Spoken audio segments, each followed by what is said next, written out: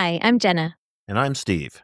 Welcome to a special bonus edition of All Things Mad Men, from Chip and Dip to Zooby Zoo. Today, we're going to invite our listeners to play a game of Who Would You, Who Wouldn't You with Mad Men characters. Here are the rules. We're going to ask you 6 questions, like who would you most like to have at a dinner party? And you come up with character choices from Mad Men for your answers. However, you have to keep your characters from season 1 only, and you can't choose any of the big 6 Mad Men characters for any of your answers. So you can't choose Dawn, Betty, Peggy, Pete, Joan, or Roger.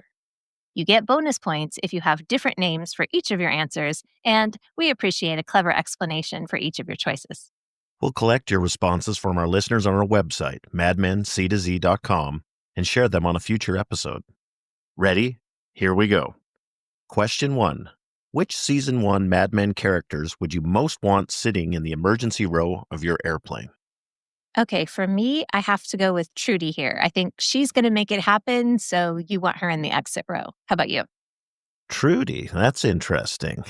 I like Trudy's spirit, but is she going to be able to get the job done? I'm going to go with Bert Cooper. I worry about Bert's age a bit in case it gets really physical and he's got to get the door open. But in terms of focusing on his own self-preservation and being focused on the right priority in the moment, I think Bert's our guy. He's so self-interested. I hope he wouldn't step on the hand of the person behind him trying to get out of the plane, but he's definitely not just going to be left sitting there. He's going to do something about it. I feel that. Question 2. Which season 1 Mad Men character wouldn't you want to babysit your children? I'm going to go with an easy one here. It's Dawn's stepmom, or Dick Whitman's stepmom. Back in wherever Dawn's from, she's clearly not someone who has any affection or fondness for children who aren't her own. Have her as your babysitter at your child's peril. She's not a good choice. I have to go with the skeezy gynecologist that Peggy goes to on her first day of work because I don't want any of his mentality rubbing off on any children. That's not okay. I will say Pete's father was also a close second because I think he's just determined to suck the joy out of anything that comes within a 12-foot radius. So either way, it's not okay. I like those. I found the gynecologist cringy with an adult woman. I don't know if we know how awful he would be with children. I'm not saying he isn't awful with kids. I'm just saying I don't know. I just think we don't want to risk it. He's not okay. Fair enough. And I like the choice of Pete's dad, although it seems that the warfare he's waging with Pete is, psychological and it's got a lot of scar tissue and history with it. I wonder with children, he would just be negligent. Just negligent. Question 3. Which season 1 Mad Men character would you most like to accompany you to a fancy awards dinner? For a fancy awards show, I would take Francine. She would be great. She would know all the gossip and she'd know all the details about everyone there.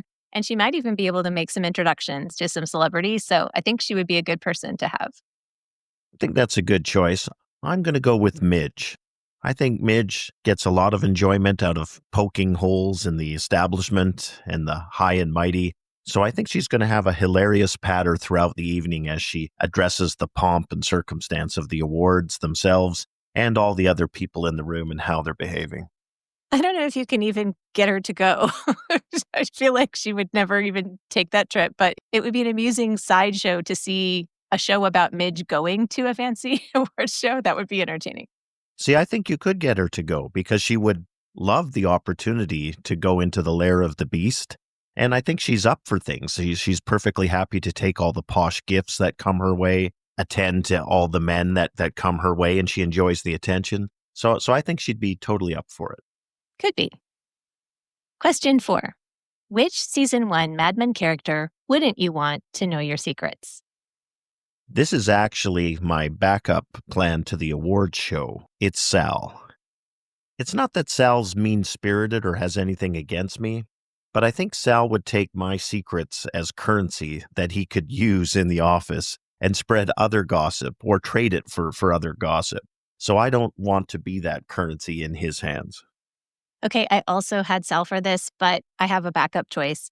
I also think Paul would tell everybody everything. He's very interested in self-promotion, and he doesn't seem to have a lot of discretion. So I think either way, your secrets are not safe with them. I could totally see Paul being the exact same way, absolutely. Maybe if I had to go for a backup, I'd go with any of the female administrative characters in The Office. They all seem to live in a world of gossip and scuttlebutt, and I think they would love to have some juicy morsels from anyone that they could then trade and exchange around the office. Question 5. Which season 1 Mad Men character would you like as a mentor? For me, I think Rachel Menken is put together. She's strong. She'd be great. She runs her own company. What's not to love? I think she would be a pretty great mentor. I'm going to go with Ken Cosgrove. He seems intelligent, he seems thoughtful, he seems interesting. I get it, he's a little junior at this point in his career, but maybe after he's had a couple promotions and the rest, I know he'll have given thought to how he got to where he is, and hopefully he does a good job of putting himself in my shoes to give me useful advice and guidance that can help me in my own career. Ken has this very likable quality too, and he seems thoughtful. In this first season, he has all these painful, sexist, hitting on women in a gross way situations. And he seems to be a little more refined and a little more thoughtful as the time goes on. So I hope that he would be that way for a colleague, but I also appreciate seeing him move away from being just one of the gross guys that he is early on in the show. And I think later on he gets to be a little more likable and a little more relatable. And definitely with the writing, you can see he's got some thoughts. Pete calls him a haircut one time. He's more than just his haircut. So Ken's got something to say. I think he's the least bad of the frat boys in The Office, at least as we've seen them to this point. He does give that vibe, except when they go to the diner and he puts his hands on Peggy and says, let's go look at the animals in the zoo. And he's awful in the elevator to her too. So I think he's just a stand-in for the awful men. And later the writing kind of lifts him out of that. Question 6. Which season 1 Mad Men character wouldn't you want as a coworker? I'm going to bring up Paul here. He seems really thin-skinned.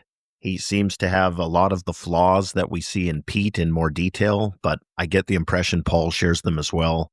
And he doesn't seem to really be rooting or on anybody else's side. It's all about Paul all the time, and whether he feels slighted or successful or whatever it is, it's always through his own lens. So that's not somebody I want to have at my elbow trying to do anything. He is. He's kind of like Pete without talent. I mean, it's not that he's bad. He's not bringing any extra spark to the table, but he's got all of Pete's drawbacks. Yeah, good point. But at this point, does Pete have any talent? I would say, we've already learned Pete is in the office still because of his connections and his name. I'm not sure that I've seen any of those moments yet where Pete really delivers on anything via talent. Oh, yeah. Remember that he noticed the VW print ad and he was able to say, I like it. Or he noticed the thing about Elvis. Some of these we could just ascribe to his youth. But he also said something about the research and smoking being dangerous. And he was able to look at it and say, I think her research was right, even though they didn't go with that way. So I think he's got these flashes. He's got some seeds here, as easy as he is to hate. I think he does show some potential, but I don't see where he's actually leveraged and delivered on it in a tangible way. I do think he represents that openness of youth, and you see that at multiple turns. He also displays it with the Nixon team, talking about maybe they're not with the team at that moment, but they're discussing what Nixon's campaign would look like. And again, he's open to the youth movement. Elvis doesn't wear a hat and the appeal of JFK. Again, at this stage, I don't feel like I've seen any talent in terms of Pete, but he's certainly an interesting character already. I think just that openness, that's different from Paul, though. So the comparison of Paul having all of Pete's drawbacks and none of his potential.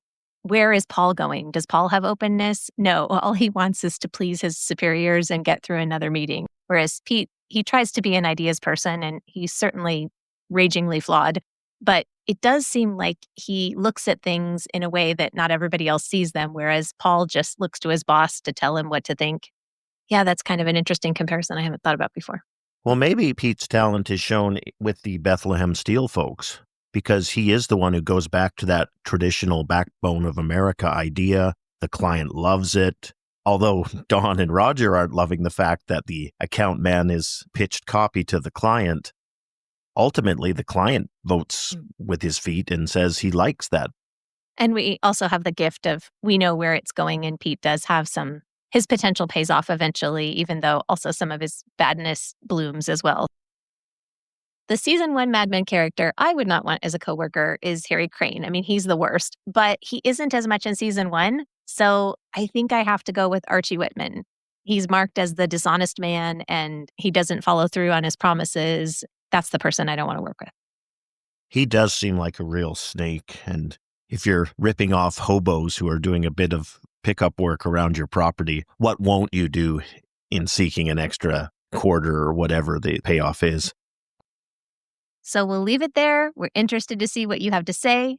And that's it for this special bonus edition of All Things Mad Men from Chip and Dip to Zuby Zoo.